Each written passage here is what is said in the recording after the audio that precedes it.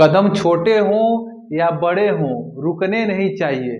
कदम छोटे हों या बड़े हों रुकने नहीं चाहिए, क्योंकि सफलता पाने के लिए चलते रहना बहुत जरूरी है। तो जय हिंद मेरे प्यारे दोस्तों, मैं पवन कुमार सिंह आप लोगों का हार्दिक स्वागत करता हूं प्रिपरेशन विद पवन अर्थात PWP में। तो कैसे हैं दोस्तों, उम्मीद करते हैं आप लोग अच्छे होंगे, मस्त होंगे और जबरदस्त होंगे और अपने पढ़ाई को कंटिन्यू किए होंगे दोस्तों। तो चलिए, जैसा कि आप लोग जानते हैं कि हम लोग पढ़ रहे थे हिमालय, ठीक है ना। तो हिमालय को हम लोगों ने पूरी तरह पर्वत को पढ़ लिया है, ठीक है दोस्तों।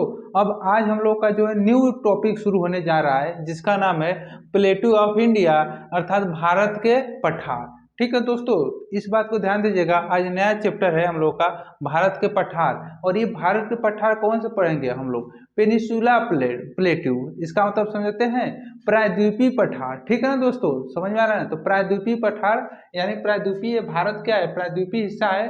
प्रायद्वीपीय का मतलब समझते हैं जो तीन तरफ से पानी से घिरा हो, उसे हम लोग कहते हैं प्रायद्वीपीय। ठीक है ना।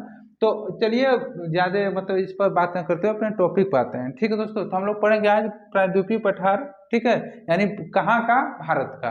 तो इसे हम लोग कह सकते हैं प्लेटू ऑफ इंडिया अर्थात भारत का पठार। अब आइए देखते हैं पठार किसे कहते हैं। अब पठार किसे कहते हैं दोस्तों, ध्यान दीजिएगा।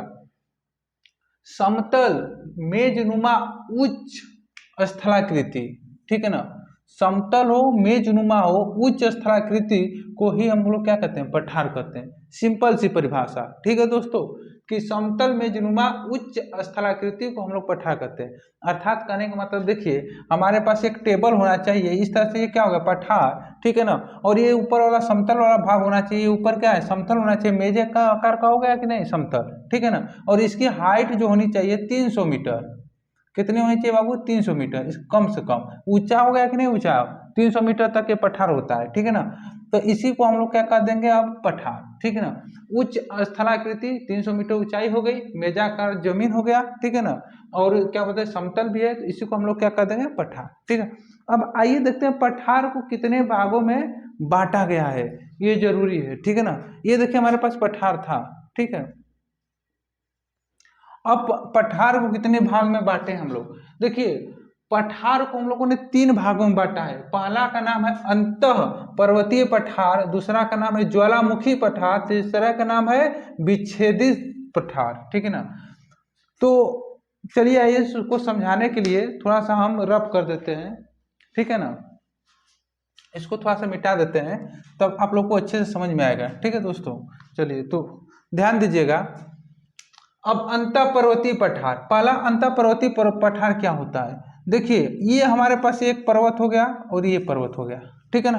पर्वत हो गया कि नहीं? देखिए, नुकीला भाग है। इस पर्वतों के बीच में जो यहाँ पर ये बनता है पठार, ये वाला नीचे वाला, यहाँ पर क्या बनेगा? पठार। तो यानी 2 पर्वत, ये क्या है? पर्वत है, और ये क्या है? पर्वत है, और इसके बीच में क्या है? यहाँ पर बना पठार। तो इससे हम लोग कहते हैं कौन सा? अंतः पर्वतीय पठार। यानी 2 पर्वतों के बीच में बने पठार को हम लोग क्या कहते हैं? अंतः पर्वतीय पठार। और भारत में लगभग मैक्सिमम कह सकते हैं 80 से 90% जो क्या है? पठार पाए जाते हैं। कैसा पाए जाते हैं? अंतः पर्वतीय पठार, ठीक है ना दोस्तों, समझ में आया? अब आगे बढ़ते हैं। जब आगे हम लोग बढ़ते हैं तो अगला का नाम हो, अगला जो है ज्वालामुखी पठार। अब ज्वालामुखी पठार को थोड़ा सा देखिएगा। अब देखिएगा, ये इस तरह से कुछ ज्वालामुखी होती है क्या? अब इसमें से मान लीजिए मैग्मा बाहर निकल रहा है, ठीक है ना। ये क्या है? मैग्मा निकल रहा है। अब देखिए, इस प्रकार से जो ज्वालामुखी, जो कि ज्वालामुखी विस्फोट से जो पठार बनती है, उसे हम लोग क्या कहते हैं? ज्वालामुखी पठार, ठीक है ना। तो ज्वालामुखी पठार में देखिएगा, यहाँ पर बस ये जान लीजिएगा इतना ही कि जो ज्वालामुखी के द्वारा पठारें बनती है, उसे हम लोग क्या कहते हैं? ज्वालामुखी पठार, ठीक है। अगले का नाम है विच्छेदित पठार, ठीक है दोस्तों। तो विच्छेदित पठार का मतलब जिसके कि ये मान लीजिए पठार होगा, इसका जो कुछ भाग अपर्दन यानी कि अवक्षेप यानी मतलब कट जाता है कुछ भाग अपर्दन के कारण, उसे हम लोग क्या कहते थे, विच्छेदित पठार, यानी बीच में से कुछ भाग कट कट कर यानी खराब हो जाता है, समझ आए ना, तो उसे कहते हैं हम लोग विच्छेदित पठार। 3 प्रकार की पठार थी। उम्मीद करते हैं कि इन तीनों प्रकार की पठारें आप लोगों को समझ में आई होगी। चलिए तो आगे बढ़ते हैं हम लोग। जब हम लोग आगे बढ़ते हैं तो पहला है मेवाड़ का पठार। अच्छा चलिए आइए पहले आज हम पूरे मैप पर आ जाते हैं, थोड़ा सा यहाँ पर ध्यान दीजिए तब समझ में आएगा। देखिए जब मैप पर आएंगे तो यहाँ पर ये बीच में वाला जो है इसे कहते हैं केंद्रीय उच्च भूमि। इसका नाम क्या है बाबू, इस पूरे भूमि का, इसका क्या नाम है, पूरी का केंद्रीय उच्च भूमि। ठीक है दोस्तों, या इसी को हम लोग कह सकते हैं कि मध्य उच्च भूमि के नाम से भी या केंद्रीय उच्च भूमि के नाम से भी जानते हैं। ठीक है ना। अब देखिए केंद्रीय उच्च भूमि के अंतर्गत हमारे पास कितने पठार आते हैं, 4 पठार आते हैं। कितने बाबू, 4। अब चारों का नाम देख लीजिएगा। पहले का नाम है मेवाड़ का पठार, ठीक है ना, पहले का क्या नाम है, मेवाड़ का पठार। दूसरे का नाम है मालवा का पठार। यहाँ पर देखिए रेड कलर से जो मेवाड़ का है, और यहाँ पर जो ब्लैक वाला है क्या है, मालवा का पठार, और फिर रेड वाला क्या है, बुंदेलखंड का पठार, और जो चौथा एकदम अंतिम है बघेल का पठार। और ये इसी क्रम में है। ठीक है दोस्तों, ये इसी क्रम में है जिस क्रम में बनाया गया है। ठीक है ना। पहला है मेवाड़ का पठार, दूसरा है मालवा का पठार, तीसरा है बुंदेलखंड का पठार, और चौथा है बघेल का पठार। आप लोगों को मैप में देखने के बाद थोड़ा सा मतलब एक डायग्राम टाइप का बन गया होगा माइंड में। तो आइए थोड़ा सा यहाँ पर ध्यान दीजिएगा कि कहाँ पर मेवाड़ की पठार में कहाँ पर पड़ता है और कैसे है। ठीक है ना। देखिए मेवाड़ की पठार जो है कहाँ पर पड़ती है बाबू, राजस्थान में। ठीक है ना। मेवाड़ की पठार कहाँ पर पड़ती है, राजस्थान में। और यहाँ पे याद रखिएगा, यहाँ पर कौन सी मिट्टी पाई जाती है, लाल मिट्टी। कौन सी मिट्टी, लाल मिट्टी। ठीक है। और यहाँ पर मेवाड़ का पठार में जो खनिज होता है, जानते हैं पठार से क्या होता है, हमारे पास खनिज अयस्क मिलता है। ठीक है ना दोस्तों। तो इसमें खनिज जो मिलता है वो मिलता है कापर, चांदी और अभ्रक। ठीक है ना। कहाँ से, मेवाड़ की पठार से। ठीक है, आगे बढ़िएगा। चलिए तो आगे पढ़ते हैं। मेवाड़ की पठार के बाद मालवा का पठार। ठीक है ना दोस्तों। मालवा का पठार पड़ता है राजस्थान में, और राजस्थान में कौन सी चट्टान पाई जाती है, बेसाल्ट चट्टान। ठीक है ना। बेसाल्ट चट्टान में कौन सी मिट्टी होगी, काली मिट्टी। ठीक है दोस्तों, बेसाल्ट चट्टान में कौन सी मिट्टी पाई जाती है, काली मिट्टी। ठीक है। और देखिएगा मालवा के पठार से ही एक नदी बहती है जिसका नाम है चंबल नदी। क्या नाम है दोस्तों, चंबल नदी। और ये चंबल नदी जो है क्या करती है, मृदा अपरदन, यानी कि कहते हैं अपरदित क्षेत्र है, यानी कि उसको काट देती है। ठीक है ना। जब मृदा अपरदित क्षेत्र हो जाता है तो वहां पर क्या बन जाता है, बीहड़। ठीक है ना। बीहड़ मतलब कटा कटा हुआ भाग हो जाता है, वहां पर डाकू लोग रहते हैं, छिप जाते हैं। ठीक है ना। तो उसी को लोग कहते हैं बीहड़। ठीक है ना दोस्तों। चलिए अब आगे बढ़ते हैं। अगला पड़ेगा हम लोग का बुंदेलखंड का पठार। और बुंदेलखंड का पठार कहाँ पर स्थित है, यूपी और एमपी में।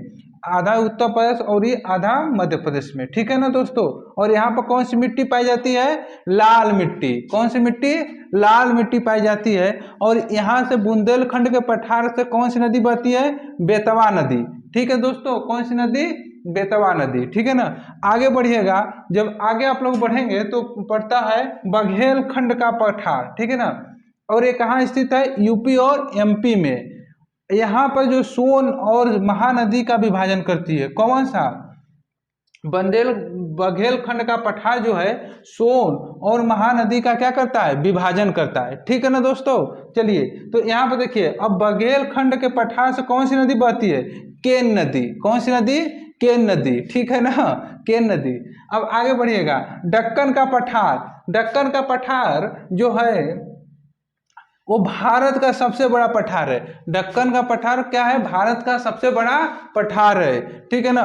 और इसकी आकृति कैसा है, त्रिभुजाकार। आकृति कैसा है बाबू, त्रिभुजाकार, त्रिभुज के आकार का है। ठीक है ना।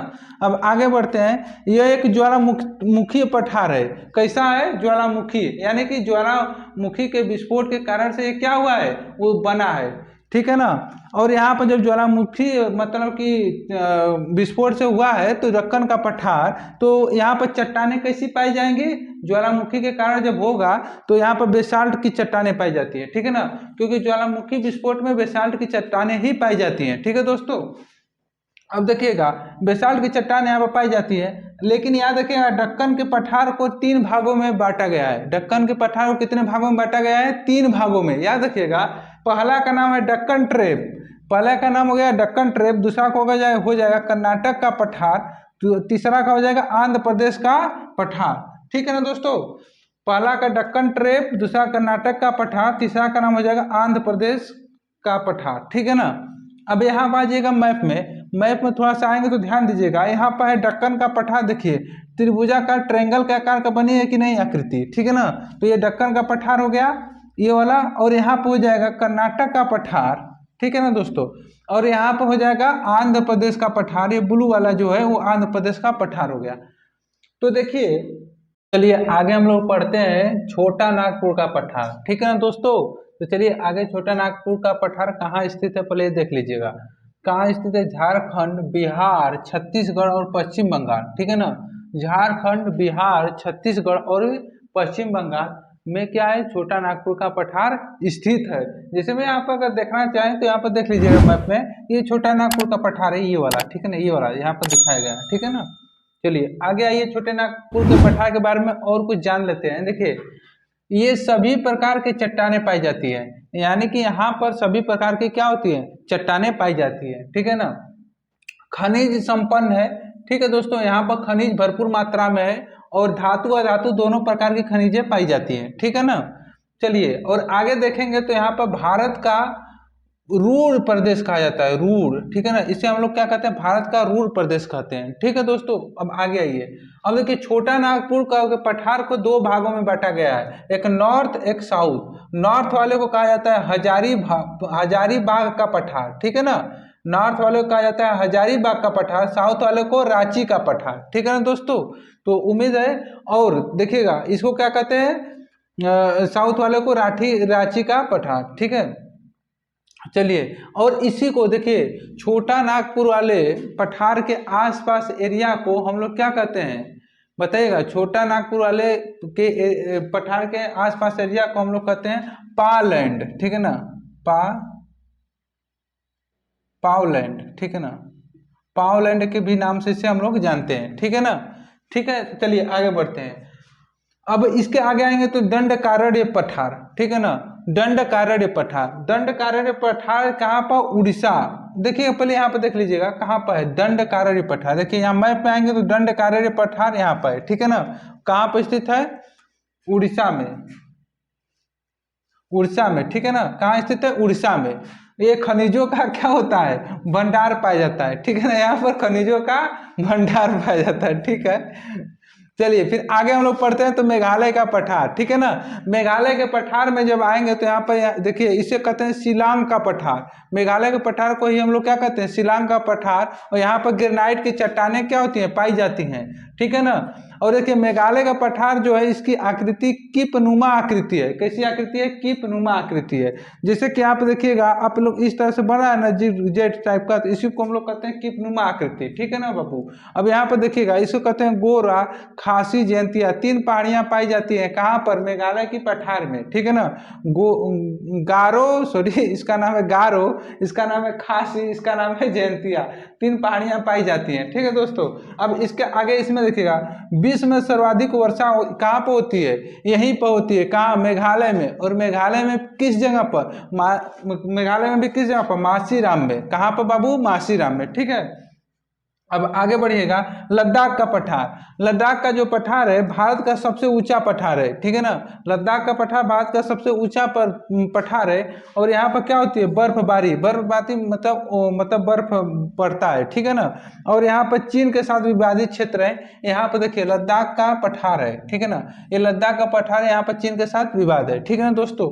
अब यहाँ पर आ जाते हैं हम कुछ और देख लेते हैं। देखिए ये ऊपर क्या है? पमीर का पठार। ठीक है ना। ऊपर क्या है? पमीर का पठार, जिसे हम लोग कहते हैं विश्व का छत। क्या कहते हैं? विश्व का छत भी कहते हैं इसे। पमीर के पठार को इसे हम कहते हैं विश्व का छत। विश्व का छत।